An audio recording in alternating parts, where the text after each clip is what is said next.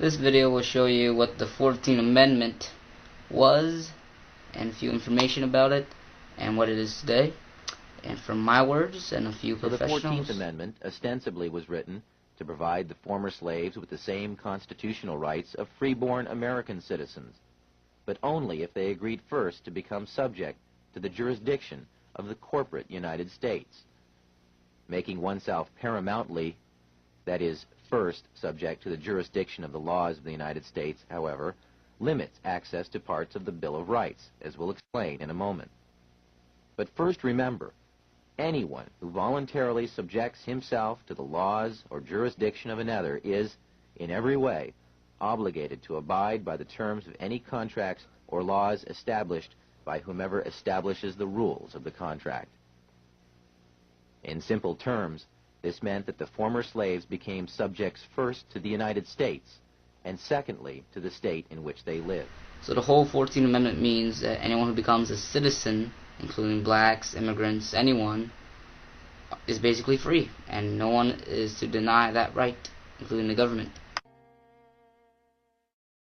The period following the Civil War was marked by shocking abuses of individual rights, and by a constitutional amendment, the 14th Amendment, designed to halt those abuses. The Constitution's failure to resolve the question of slavery gave rise to a furious national debate. Some people, like Senator John Calhoun, argued that the Constitution's references to slavery amounted to a tacit endorsement. Others, like the radical legal scholar Lysander Spooner, argued exactly the opposite, that the Constitution presumed all men were free, making slavery impossible. In the aftermath of the Civil War, newly freed blacks were systematically terrorized, disarmed, and even lynched for asserting their right to equality and individual liberty. The stories of violence perpetrated against newly freed blacks are truly horrifying. The 14th Amendment of the Constitution was passed by both houses on the 8th of June and the 13th of June. It was because they had to nullify the holding of the United States Supreme Court in the Dred Scott versus Sandford trial. The South at this time was a place of lawless tyranny. The 14th Amendment was designed to stamp out that tyranny by requiring government officials to respect the basic civil rights of all Americans.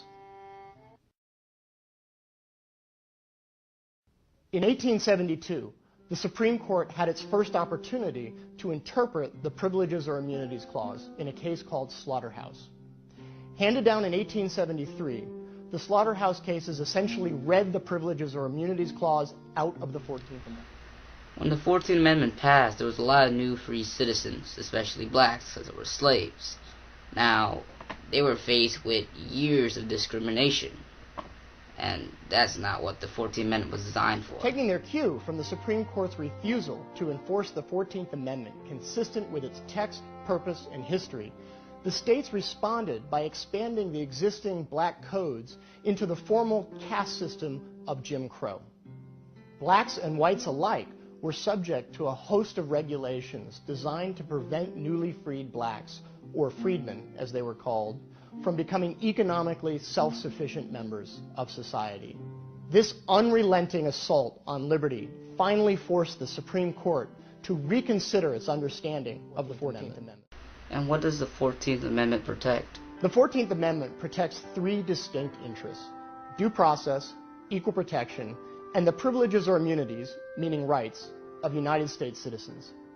Of those three, privileges or immunities are by far the most important because that clause protects individual rights from government infringement. Yes, of course. Thank you. So the 14th Amendment is a really good amendment, but in my mind there should be one thing to be changed. In Section 1, there states birthright citizenship. So imagine that you were born in this country, which you probably were, except for me, and then your parents moved you out of the country, and you grew up 20 years in Kerplankistan, I don't know, name a country, and you come back to America. Does that grant you your citizenship in America because you were born there? I should fix that.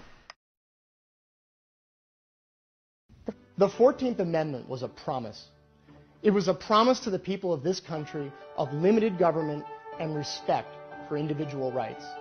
But that promise was broken almost immediately by the Supreme Court's redaction of the Privileges or Immunities Clause from the 14th Amendment.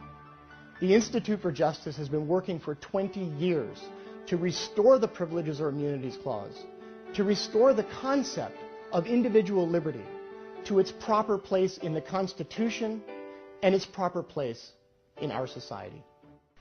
America! Imagine me holding a little American flag.